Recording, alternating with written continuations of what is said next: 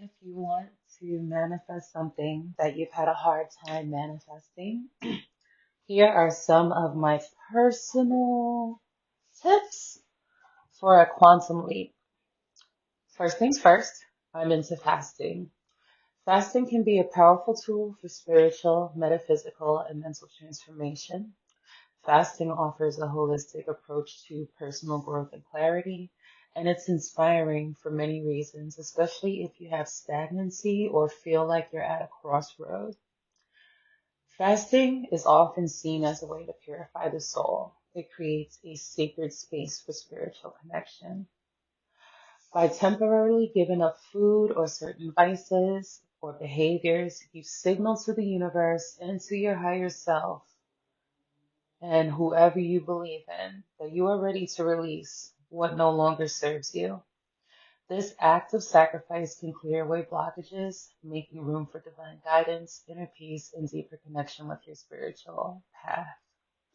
Fasting can also sharpen your mental focus, which allows you to see your life and make decisions with greater clarity. When your body's not focused on digestion, your mind becomes more attuned to subtle insights and higher wisdom, and the heightened awareness can help you gain new perspectives on challenges, which help you make decisions from a place of clarity and intention rather than fear or confusion. Fasting also provides an opportunity to confront deep-seated emotions that may be holding us back. Fasting can bring unresolved emotions to the surface, allowing you to process and heal them if you are willing to. Um, I recommend it because it helps you to let go of past hurts and embrace new beginnings with an open heart.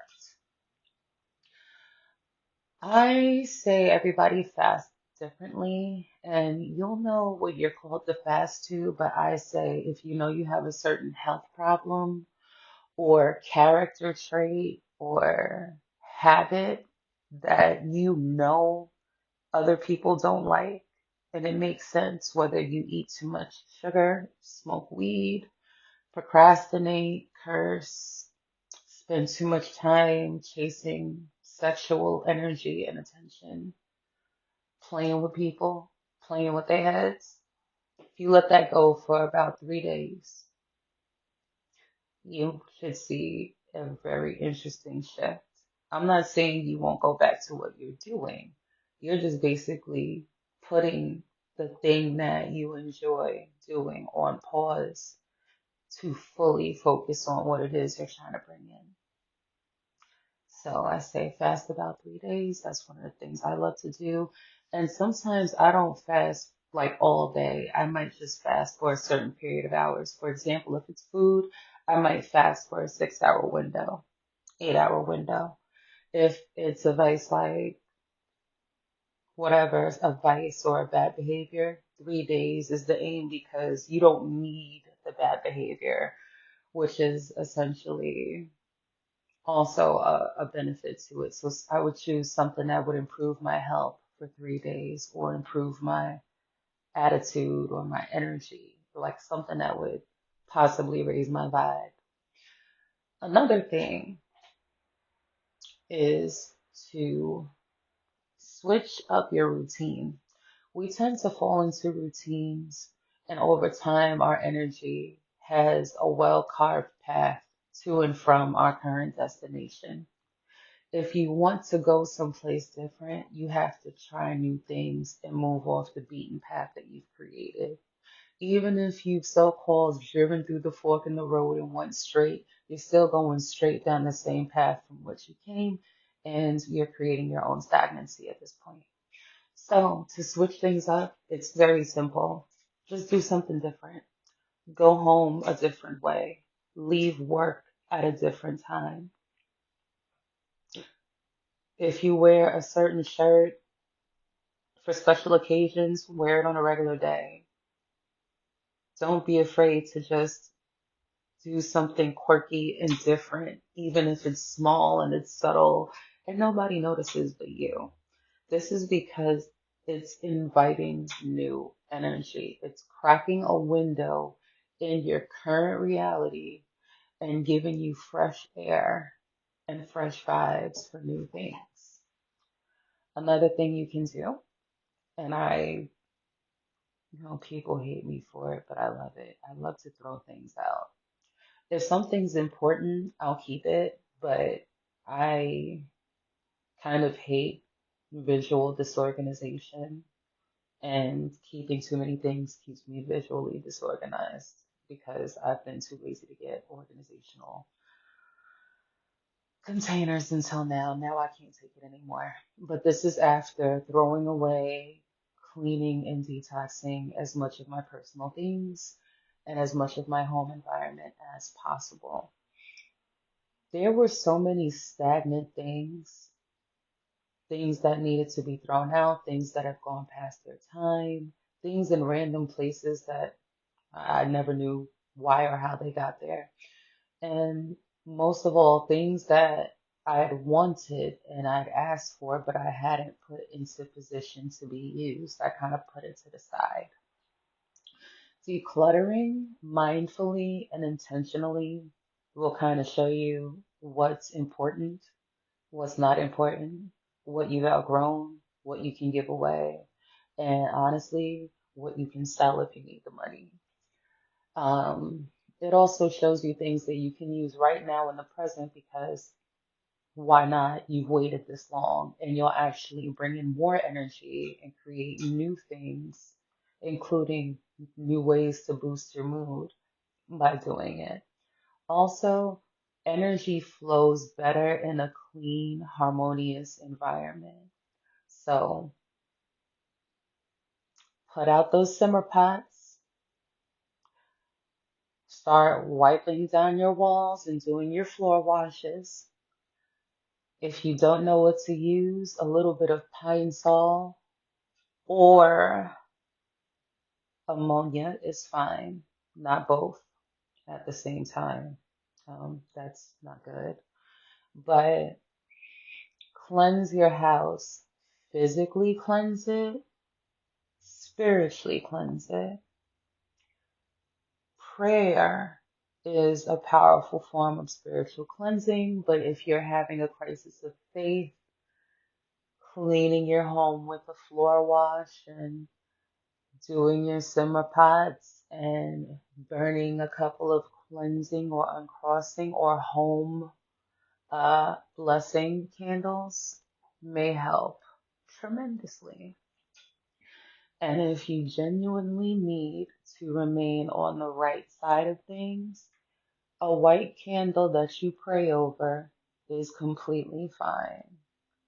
Otherwise, pray, pray, pray, clean, clean, clean, and soak in a lot of Epsom salt. That's another thing. Spiritual baths. Your house may need a bath, which is what we just discussed. Your car may need a bath. Your body needs a bath. Fasting also cleans your body, so that adds to the detoxification. But you want to cleanse, declutter, detox, and get rid of the stuff that's just keeping up space in your home and forcing energy to move sour. You also want to open up your windows, maybe spray some I feel I smell like a strong lemon, citrus, uplifting, empowering scent. You want something that's bright and fresh and invigorating and sweet and cleansing and powerful. Lemon vibes. Um, Spiritual baths are important because your skin is an organ. Your skin sucks up a lot of toxicity. Um, Your skin is your barrier, and your skin is what people look at when they throw their mal de ojo and their negative vibes at you. They can't look at you without seeing your skin. You know what I'm saying? Like when people hate the skin you're in, you need to spiritually bathe. Um, in general, if you work jobs that require a lot of interaction with people on a daily, such as commuting in New York City, or being on the phone, even if you work from home and you're interacting with people all over the country and all over the world, or you're on social media, or even if it's just, again, like I said, a heavy commute, or you're in a classroom with a lot of children or other peers. Spiritual baths, because everybody around you may be physically clean, but that doesn't mean that they're spiritually clean, energetically clean, or clean of attachments and stuff that's just waiting to collect more energy from other people. People are also energy vampires in human skin. So you have to protect your energy, especially if you tend to be, as some would say, empathic, so that your blessings can flow. Because if you come in smelling sweet and vibrating all of this abundance without any cleansing and protection and shielding and warding, yeah, those people are going to look at you like a Costco sample, and boom, there go your essence, your blessings and energy transferring onto them, and you're wondering why you're stuck. Spiritual baths can be as simple as taking a bath in Epsom salt. And it's not so much the item, so much as what the items represent. And if you have scientific benefits behind it, what they do. Epsom salt purifies the body. It also relaxes muscles, and it also takes away stress. When you combine it with aromatherapy and other essential oils, there are other therapeutic benefits as noted on the packages at the store. It's there for a reason because it works. Those things not only relax you, they cleanse the body, so I strongly recommend spiritual baths at least once a week or more, especially if you're in the circumstances I have described. Um,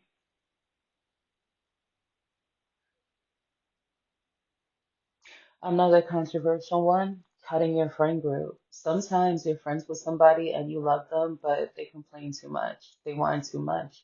They don't take enough accountability for what's going on. They're too busy pointing out what you've got going on and what's wrong with everybody else, but they don't see the problem that's wrong with themselves.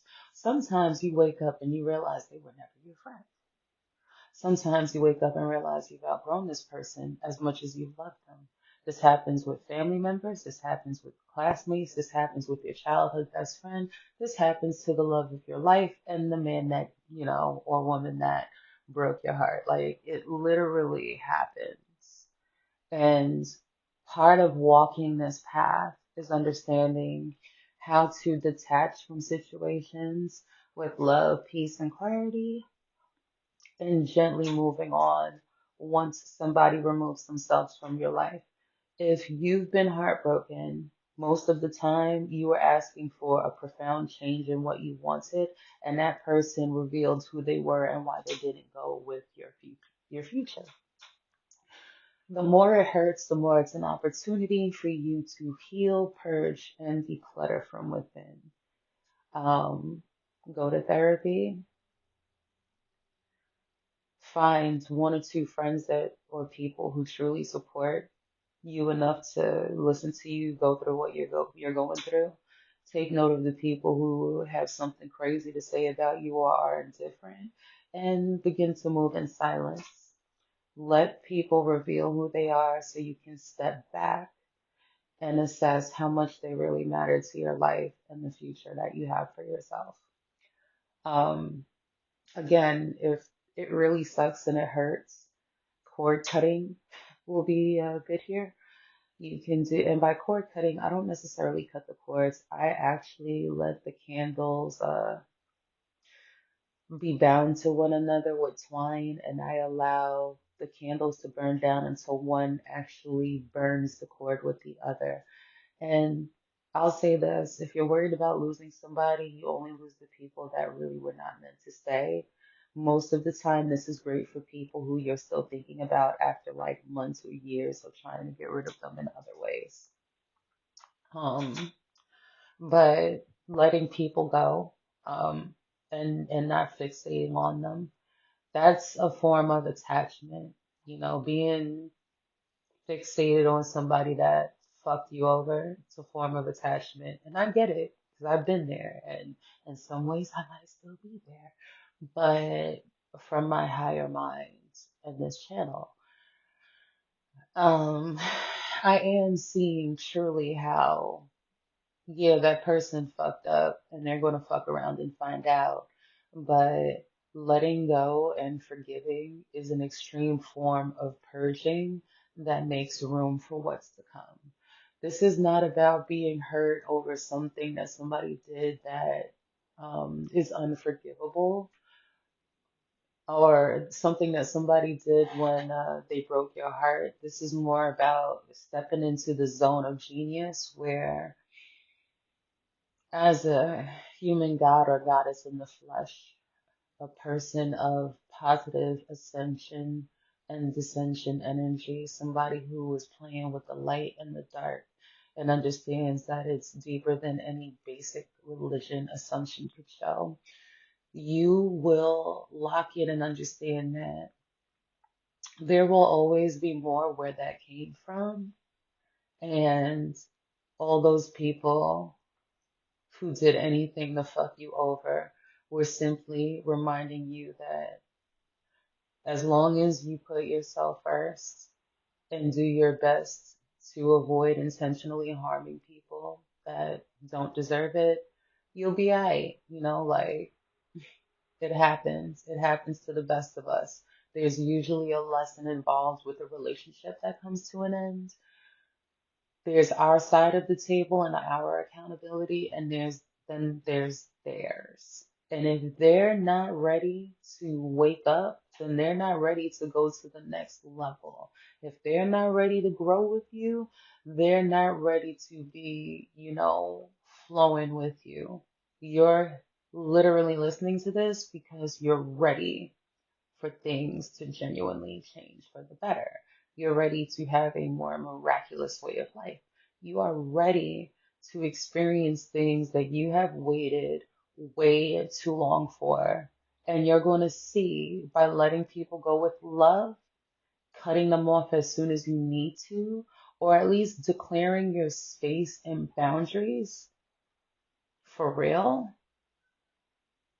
It might get shaky, and then it's going to get extremely quiet, but then things are going to start to blossom and flourish, and you'll be able to understand that as soon as you stop having so much energy towards this person, you suddenly had an abundance of energy for the things that truly matter. And now when you're looking back on this person, yeah, you might want to do this or that. You might kind of feel this or that way toward them. But for the most part, you don't care. You're over it because you're here now. And what you have here now is 10 times better than what you ever had with them. And if it's not, it's a sign to keep digging into yourself, because the real you would never let you get so caught up in the pain of the past that you block yourself from an amazing future. And with that being said, I'll talk to you later.